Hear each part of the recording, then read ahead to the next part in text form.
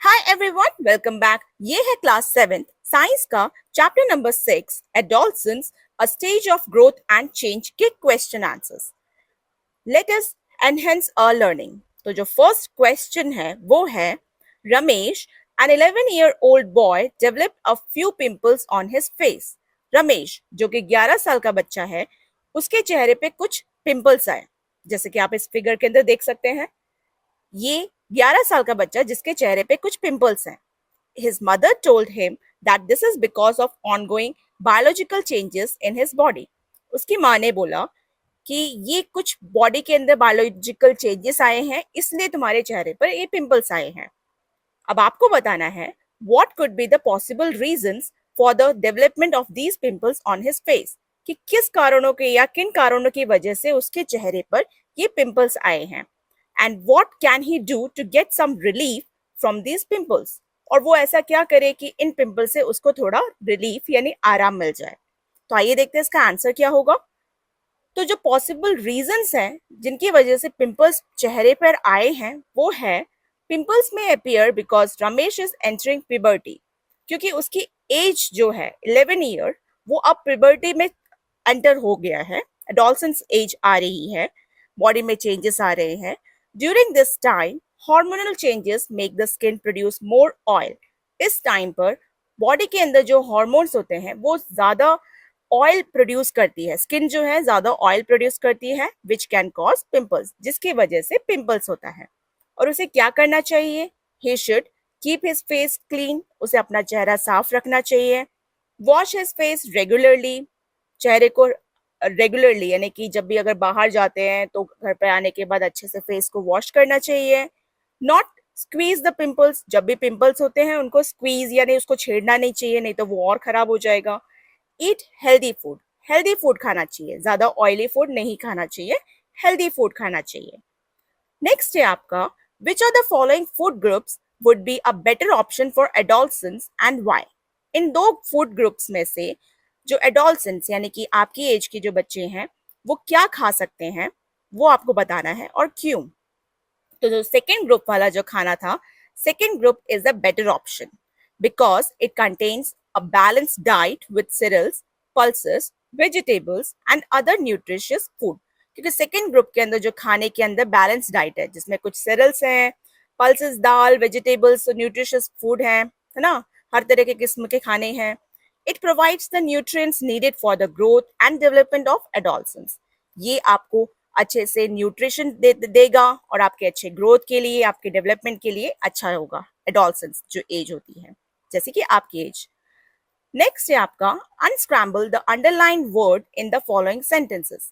अब इनमें आपके पास अनस्क्रैम्बल्ड वर्ड है यानी जंबल्ड वर्ड्स है, उसको आपको करेक्ट करके लिखना है। तो अब हम इसको बारी बारी से समझेंगे आखिर ये क्या पूछा गया है। तो आप इसको देखिए क्या है ये। फर्स्ट था, the discharge of blood in adolescent girls which generally occurs every 20 to 30 days is dash। Adolescent girls यानी गर्ल्स को जब पीरियड्स होते हैं या ब्लड का शेडिंग होता है 28 से 30 डेज के इंटरवल के बाद, तो उस टर्म को हम क्या कहते हैं? उसको हम मेंस्ट्रुएशन कहते हैं। सेकेंड है, the hoarseness in the voice of adolescent boys is due to enlarge. जो बॉयज के अंदर एक अजीब वॉइस में चेंजेस आते हैं इस एज में, एडोलसेंस एज में, तो वो किसकी वजह से आता है? वो enlargement of voice box, voice box जब थोड़ा बढ़ जाता है साइज में तो उसके वजह से आवाज में चेंजेस आते हैं। Secondary sexual characteristics are natural signs that the body is preparing for adulthood and mark the onset of dash। Secondary sexual characters जैसे कि अब बॉडी के अंदर बहुत सारे चेंजेस आते हैं, एडल्टहुड आते ही बहुत सारे चेंजेस आते हैं, आवाज में चेंजेस आना, बॉडी के अंदर कुछ पार्ट्स का और ज्यादा डेवलपमेंट होना, तो उसको हम बोलते हैं ऑनसेट ऑफ प्यूबर्टी। प्यूबर्टी की वजह से आता है ये। फिर नेक्स्ट है आपका, we should say no to dash and dash as they are addictive. हमें किनको मना करना चाहिए? अल्कोहल को मना करना चाहिए और ड्रग्स को भी मना करना चाहिए, क्योंकि ये एडिक्टिव बना देते हैं, ये एक हैबिचुअल बना देते हैं, तो इनको हमें नहीं लेना चाहिए। नेक्स्ट है आपका, Shalu told her friend adolescence brings only physical changes like growing taller और developing body hair. Is she correct? Shalu ने अपनी फ्रेंड से बोला देखिए क्या बोला कि एडोलसेंस जो है वो सिर्फ फिजिकल चेंजेस लेकर आता है, जैसे कि लंबे होना, बड़े होना, या बॉडी के अंदर हेयर डेवलप होना, जैसे तो ये शालू अपने फ्रेंड को समझा रही है कि एडोलसेंस का मतलब ये होता है। तो अब आपसे पूछा गया, इज शी करेक्ट, क्या वो सही है? What would you change in this description of adolescence? आप इस डिस्क्रिप्शन के अंदर जो एडोलसेंस का जो डिस्क्रिप्शन शालू ने दिया है उसमें क्या चेंजेस लेकर आएंगे? तो आप देख सकते हैं एडोलसेंस में फिजिकल चेंजेस आते हैं, मेंटल चेंजेस आते हैं और इमोशनल चेंजेस भी आते हैं। फिजिकली ग्रोथ के साथ साथ मेंटली भी हम स्ट्रांग होते हैं और इमोशनली भी। So no, Shalu is not correct, Shalu correct नहीं है। Adolescence brings physical, mental and emotional changes. Adolescence हमारे अंदर यानी आपके अंदर जो आपके जिसके जो बच्चे हैं उनके अंदर फिजिकली, मेंटल और इमोशनल चेंजेस लेकर आते हैं। Along with growing taller and developing body hair, a person may experience changes in voice, body shape, feelings and thinkings. बढ़ने के साथ साथ आवाज के अंदर बदलाव आता है, बॉडी शेप में बदलाव आता है और फीलिंग्स भी चेंज होती है। नेक्स्ट है आपका, during a discussion in the class some of the students raise the following points. Class में जब डिस्कशन हो रहा था तो कुछ बच्चों ने कुछ पॉइंट्स उठाए। What questions would you ask them to check the correctness of these points? In points को आपको क्वेश्चन में कन्वर्ट करना है, यानी क्या क्वेश्चन पूछेंगे जिसकी जो कि ये जो पॉइंट्स है वो उनके आंसर होंगे, यानी कि आपको ऐसे क्वेश्चंस बनाने हैं जिनके ये 2 पॉइंट्स आंसर हो निकले। तो पहला था, adolescence do not need to worry about behaviour change. Adolescence को बिहेवियर चेंजेस के बारे में वरी करने की जरूरत नहीं है। तो आप क्वेश्चन बना सकते हैं, do behavioural changes affect the adolescence. Next में आप जो पॉइंट दे रखे हैं उसके ऊपर आपको क्वेश्चन बनाना है, if someone tries a harmful substance once they can stop any time they want. अगर कोई हार्मफुल सब्सटेंस ट्राई कर रहा है तो वो कभी भी अपने हिसाब से रोक सकता है। तो इसके क्वेश्चन पे आप बना सकते हैं, can trying a harmful substance once become a habit. Harmful substance जैसे कि अल्कोहल और ड्रग्स क्या हैबिट बना देगा? अगला है आपका, adolescence sometimes experience mood swings. Adolescence जो एज होती है कभी कभी मूड स्विंग होता है, अच्छा वो रहता है, कभी खुश रहते हैं, कभी दुखी रहते हैं। On some days they feel very energetic, कभी बहुत एनर्जेटिक एंड हैप्पी होते हैं, while on other days they may feel low। कभी अगले दिन अचानक से लो फील करते हैं। तो what other behavioural changes are associated with this age? तो और कौन से बिहेवियरल चेंजेस आते हैं इस एज में वो आपको बताना है। तो आप इसमें लिख सकते हैं, during adolescence children may want to become more independent.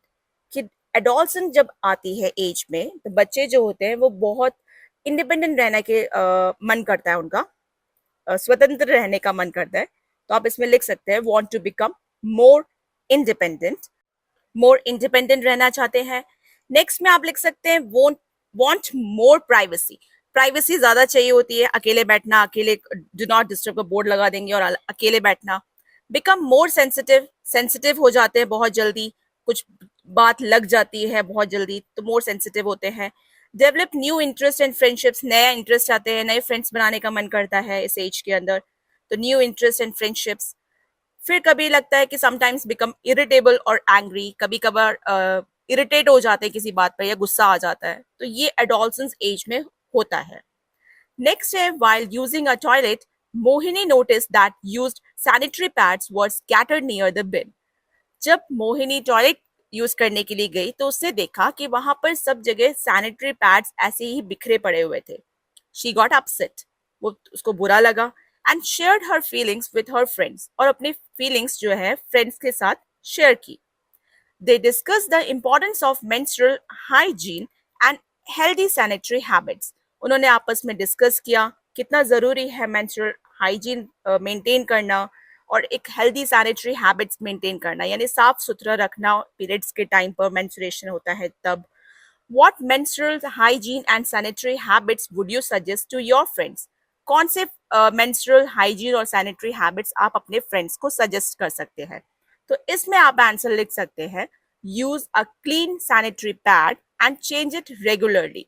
Clean sanitary pad use करना है और हमेशा रेगुलरली चेंज भी करते रहना है। फिर आप लिख सकते हैं, wrap used pads in paper before throwing them in the bin. Dustbin में डालने से पहले उसको रैप करना, यानी कि जो खराब हो गया पैड है उसको एक पेपर में रैप करना, फिर उसको डस्टबिन में डालना। Always throw used pads in a dustbin, not in the toilet. Used pads जो होते हैं उसको डस्टबिन में ही थ्रो करना है, टॉयलेट में ये फ्लश नहीं करना है। फिर आप लिख सकते हैं wash your hands after changing और disposing of a pad. Pad को डिस्पोज करने के बाद या चेंज करने के बाद अपने हाथ अच्छे से धोना है, वॉश योर हैंड्स। फिर लिख सकते हैं keep the toilet and surroundings clean. Toilet और सराउंडिंग्स को क्लीन रखना है, यानी फ्लश आउट करना है, क्लीन रखना है, ताकि कोई भी यूज करे तो वो हाइजीन रहे। Maintain personal hygiene during menstruation. जब पीरियड्स आते हैं तो पर्सनल हाइजीन जरूर मेंटेन करना है, यानी अच्छे से नहाना है, अपने आप को साफ सुथरा रखना है। तो ये कुछ पॉइंट्स आप सजेस्ट कर सकते हैं अपने फ्रेंड्स को। नेक्स्ट है आपका Mary and Manoj were classmates and good friends. Mary और मनोज एक ही क्लास में पढ़ते हैं और अच्छे फ्रेंड्स भी हैं। On turning 11, Mary developed a little bulge on the front of her neck. जब मैरी 11 साल की हुई तो उसने देखा उसके गले में एक छोटा सा बल्जिंग, यानी कि एक उभार जैसा आया। मैरी जो लड़की है, देखिए इस तरह का बल्जिंग उसके गले में निकल के आया। She visited the doctor who gave her medication and asked to take iodine rich diet. जब वो डॉक्टर के पास गई तो डॉक्टर ने उसको मेडिसिन दिया और कहा कि आयोडीन से भरपूर खाना उसको खाना चाहिए। Similarly, a bump was developed on the front of Manoj's neck when he turned 12. जब मनोज जो कि बॉय है, जब वो 12 साल का हुआ तो उसके गले में भी यानी गर्दन पे एक ऐसे ही एक बल्जिंग निकल के आया। तब क्या हुआ देखिए। However, the doctor told him that it was a part of growing up. तो डॉक्टर ने उसको कहा कि ये सिर्फ तुम बड़े हो रहे हो इसलिए इसका ये पार्ट आया है। According to you, what could be the possible reasons for advising Mary and Manoj differently? आपके हिसाब से दोनों को डॉक्टर ने अलग अलग एडवाइस क्यों दिया कि मैरी से कहा आयोडीन रिच डाइट खाना है क्योंकि उसको गॉइटर यानी कि आयोडीन डेफिशिएंसी हो गई, और जो बॉय है उसके गले में जो ग्रोथ आया है उसको हम एडम्स एप्पल कहते हैं, जो कि बॉय के अंदर डेवलप होता है, सिर्फ बॉयज के अंदर, इसलिए उसको कोई भी मेडिसिन की जरूरत नहीं। तो इसमें आप आंसर लिख सकते हैं Mary had swelling that is goiter due to iodine deficiency. Mary की स्वेलिंग जो हुई है आयोडीन की कमी की वजह से हुई है। She was advised to eat iodine rich food. Manoj neck swelling was a normal change during puberty. Manoj के जो गले में जो आया है वो प्यूबर्टी के चेंजेस की वजह से आया है, जिसको हम बोलते हैं एडम्स एप्पल। दस both had different reasons for the neck swelling. इसलिए दोनों का जो रीजंस है नेक स्वेलिंग का वो अलग है, इसलिए डॉक्टर ने दोनों को अलग एडवाइस दिया था। तो ये था इसका आंसर। अगला जो क्वेश्चन है, during adolescence the boys and girls undergo certain physical changes, a few of which are given below. Adolescence में बॉयज और गर्ल्स के अंदर कुछ फिजिकल चेंजेस आते हैं, कुछ चेंजेस नीचे दे रखे हैं।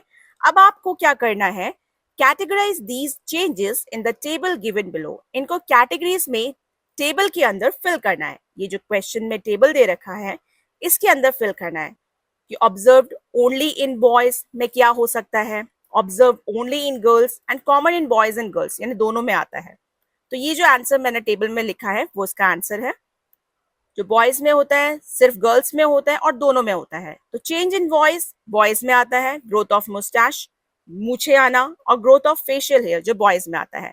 डेवलपमेंट ऑफ ब्रेस्ट जो कि गर्ल्स में है, और दोनों में क्या आते हैं, पिंपल्स आते हैं, चेहरे पे पिंपल्स आते हैं। Growth of hair in the pubic regions, private parts में हेयर का ग्रोथ होना। Growth of hair in armpits के अंदर हेयर का ग्रोथ होना। तो ये कुछ चेंजेस आते हैं दोनों में। नेक्स्ट है prepare a poster mentioning the tips for adolescents to live a healthy lifestyle.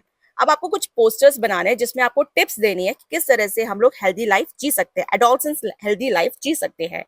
तो tips for healthy lifestyle during adolescence में आप लिख सकते हैं ड्रिंक प्लेंटी ऑफ वाटर, अच्छे से पानी पीजिए। ईट हेल्दी फूड, अच्छे से हेल्दी फूड लेना है। एक्सरसाइज रेगुलरली, एक्सरसाइज अच्छे से करना है। गेट इनफ स्लीप, अच्छी नींद लेनी है। मैनेज स्ट्रेस को मैनेज करना है। And study well and take breaks, पढ़ते टाइम पे कुछ ब्रेक्स लेने हैं। Talk to someone you trust, जिस पे भरोसा हो उससे बात करनी चाहिए। A healthy body leads to a happy mind, अगर अच्छी बॉडी होगी, हेल्दी बॉडी होगी तो दिमाग भी अच्छा चलेगा। तो इस तरह से आप नेक्स्ट पोस्टर में लिख सकते हैं, drink plenty of water, eat healthy food, exercise regularly, get enough sleep, manage stress, study well and take breaks, talk to someone you trust. Healthy habits, happy life का एक और आप पोस्टर इस तरह से बना सकते हैं, drink water, eat healthy, stay active, get enough sleep, manage stress, study well and take breaks, talk to someone you trust, stay healthy, stay happy. ये इस तरह के कुछ मैंने पोस्टर्स बनाए हैं जिसको आप यूज कर सकते हैं। तो ये था इस चैप्टर के क्वेश्चन आंसर। आप मेरे नेक्स्ट वीडियोस देख सकते हैं जहां पर मैंने हाफ ईयरली का पेपर डिस्कस किया है आपके प्रैक्टिस के लिए। So all the best for your exams. Thanks for watching. Please like, share.